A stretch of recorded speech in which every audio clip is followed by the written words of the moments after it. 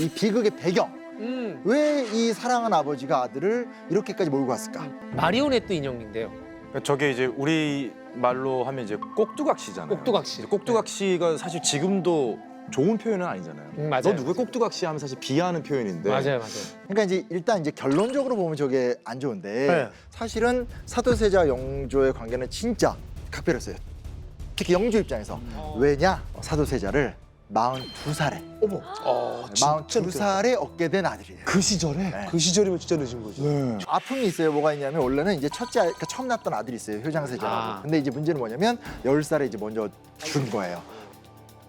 아이고. 그러니까 일단 상처와 아픔이 있죠. 그리고 나서 고생해서 7년 만에 이제 사도세자를 얻게 된 거니까 이제 영주 입장에서 그러면 약 17년간의 여정 속에서 사도세자를 만났고 본인은 40대 벌써 초반이니까 살 날도 얼마 안 남았고 와. 이 아들에 대해서 정말 얼마나 그 얘를 잘 키워야 되겠다. 나 같은 고생을 안 시키겠다. 이 마음이 컸었겠어요. 그렇죠? 그러다 보니까 신명아 쌤 정말 세자 책봉을 빨리 했죠. 이게 보통 이제 세자 책봉이 기본적으로 빠르긴 한데 그래도 보통 한 7살에서 한 10살 정도 사이? 그러니까 왜냐면 애가 이제 건강하게 크고 특히 예전에 이제 전염병 같은 거 들고 가면 검증이 빨리 돼야죠. 죽고. 건강이 검증이 그렇죠, 어느 정도 그렇죠. 돼야죠. 근데 사도세자는 책봉 나이는 언제였을까요? 현실적으로 세돌. 세돌도 좀 빠른데 저는. 한 빠르죠. 적어도 초등학교 1학년 나이는 돼야. 소학 정도 떼고. 선생님께서 맞춰주셨어요. 15개월. 그러니까 정말 돌 지난 지 얼마 안 돼서 조선에서는 정말 유례가 없는 속도로 책봉을 했고 이제 바로 이제 책봉하게 되면 시강원이라고 해서 이제 체계적인 교육이 시작이 되는 거예요. 아직 말도 제대로 못할 나이일 텐데 네. 영조는 어떻게 알고 이렇게 일찍 책봉을 했을까요? 아니 그러니까 믿는 거지 뭐. 이제 우리 장손 내 아들 낳았고 승부수를 던졌네. 자수성가한 사람들의 특징이 자기 자식은 자기랑 똑같다고 생각합니다. 그러니까 영조는 영인군에서 이걸 살기 위해서 극단적인 형태의 투쟁을 해온 사람이에요. 그러니까 자기 거를 자기랑 비슷하게 생각할 겁니다. 아 맞아요. 영조가 왕이 되기 힘든 사람이었죠. 영조의 생모 숙빈최 씨의 신분이 어떻게 되죠? 천민이지 무술이- 천민. 근데 이게 조선에서 후궁의 이제 소실이 왕이 되는 경우가 있긴 한데 엄마 쪽이 천민 쪽인 혈통 아주 안 좋은 혈통으로 왕이 된 사람이 몇 명 있을까요? 들어본 적은 없어요. 들어본 적 없죠? 네. 들어본 적 없는 게 당연합니다. 한 명밖에 없는 거죠. 영조 하나밖에. 이거는 후궁 라인으로 왕이 되는 것도 진짜 힘든 건데 그건 누가 봐도 이건 뭐 결격사고가 심각한. 그러니까 요런 걸 생각해 보면 아무리 영조가 통치를 잘했다고 하더라도 낙인이 딱 찍혀 있는 거죠. 아주 흠결이 많아요. 맞아. 근데 내 아들은 지금 깨끗해. 깨끗하잖아요. 그러니까 끝까지 깨끗하기를 원하는 것이. 음. 요런 심리를 우리가 이해할 수 있는 거죠. 그러니까 이 늦둥이라고 하는 요 사건 하나가 네. 모든 걸 만들어냈네요. 일단 급하고. 급하니까. 그렇죠. 네. 급한데 빨리 하긴 해야 되고. 근데 공부를 시키는 게 이게 이렇게 요즘처럼 가르치는 게 아니고요. 이때는 직접 말할 줄 알고 쓸 줄 알고 해석할 줄 알아야 돼요. 글을 어떻게 읽어요? 네. 그러니까 안 되니까 이제 옆에서 계속 선생님들이 해보세요. 딴딴따디. 이렇게 하면서. 일단은 그때까지는 애들이 집중력이 1분을 못 가요. 그렇죠. 대부분의 아이들. 그렇죠. 아닌데. 네. 애긴데. 이거 하나 좀 보여드릴게요. 이건 뭐예요? 저게 뭐예요? 저게 뭘까요? 어제 상훈? 뭔 책 아니에요? 어제. 그러니까 왕이 아들을 위해서 직접 지어서 만든 책인 거예요. 참고서? 이런 걸 그렇죠, 그렇죠. 예, 요거 공부해라. 왕이 바쁘잖아요. 그걸 직접 참고서를 자기 아들한테 맞아요. 이걸 공부해라. 이거 중요한 애정이 게. 어마어마했던 거. 근데 너무 부담스러웠겠어요. 진짜 부담스럽다. 그러나 중요한 사실이 뭐냐? 네. 사도세자 그렇게 무시하면 안 됩니다. 네. 이 아이가 네. 해냅니다. 그 어려운 걸.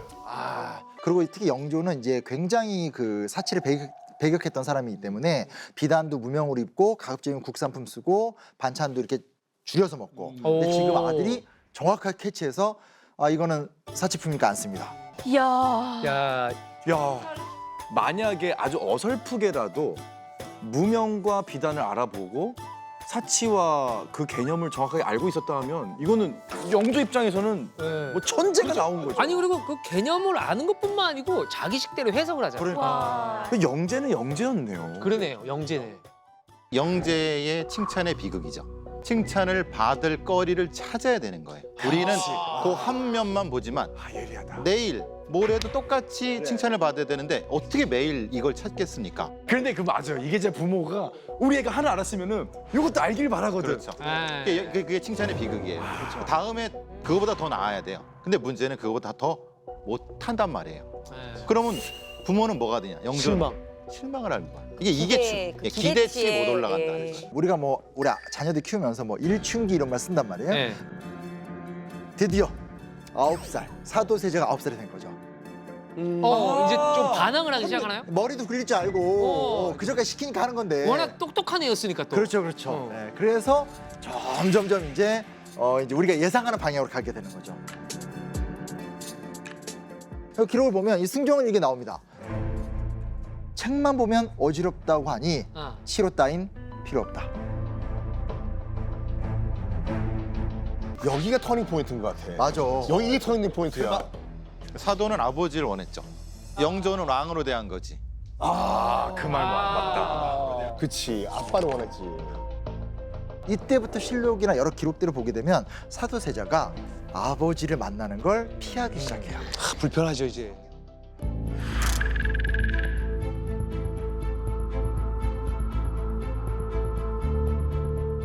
만나도 말 갑자기 못하고 그런 친구들 있잖아요. 이렇게 말 잘하다가도 못해. 갑자기 말 못하고. 뭔지 알아 나 그거. 제 이제 아는 지인들 중에 보면 되게 애가 소심한 애가 있어요. 대부분 아버지가 진짜 엄한 사람들이야. 맞아요. 제왕적 아버지들 밑에서 기가 죽어가지고. 그러니까 사실 이 시점 정도 되면 영조도 조금 생각을 다시 하고 좀 기다려 보거나 이렇게 좀 신하들한테 맡기거나 원래 부모가 자기 자식 직접 키우면 못 시킨단 말이에요. 그래야 되는데 맞아. 영조 똑똑한 사람이잖아요. 이 문제를 내가 해결할 수 있다라고 믿었던 것 같아요. 직접 해결해. 왜냐? 이게 문제야. 어떤 행동을 해서 완전히 이제 둘 사이가 갈라지게 돼요. 어떤 행동을 했을까요? 내가 하는 왕의 역할을 너 한번 미리 해봐. 그런 거죠. 미리 해서 너가 한번 왕제가 될 것인지를 나에게 증명해. 가정이 아니고 아예 대리청정. 이게 왕을 해봐라고.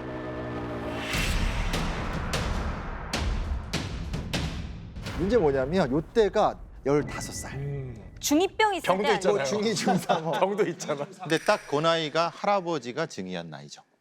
애매하죠. 근데 그것은 영조가 생각하는 어떤 왕권이라고 하는 것에 대한 기본 모형이 있었던 것 같다는 느낌이 들어요. 그러니까 15이면 된다. 그렇죠. 왜냐면 할아버지도 14에 됐는데 쯤에는 얘가 해야 된다. 해야 된다라고 했고 그러니까 기회로서의 어떤 대리청정이지 않았을까라는 생각이 드는 거죠. 아우 나는 못해.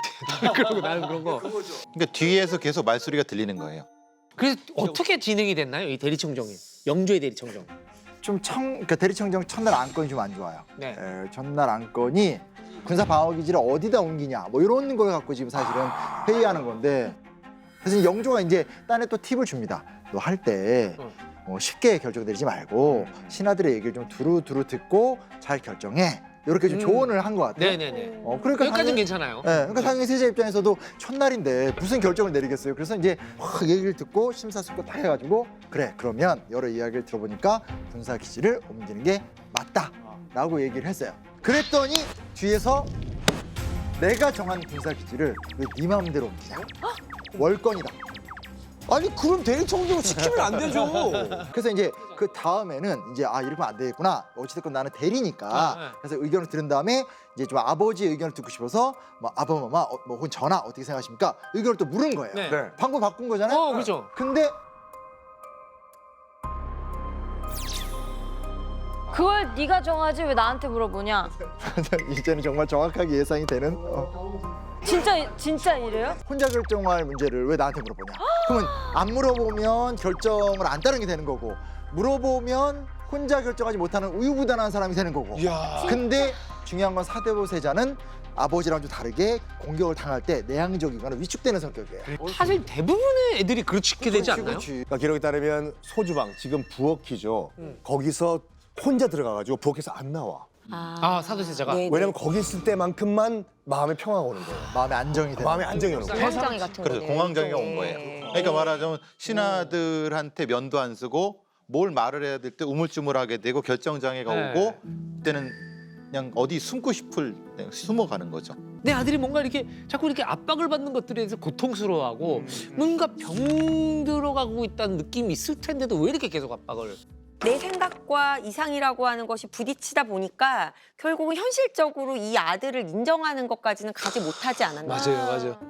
나는 출신이 그러했고 내가 수많은 좀 결격 사유나 오점들을 쓴 다음에 왕이 됐지만 내 자식만큼은 아주 출신도 좋고 얘는 나보다 훨씬 훌륭한 왕이 될 거야.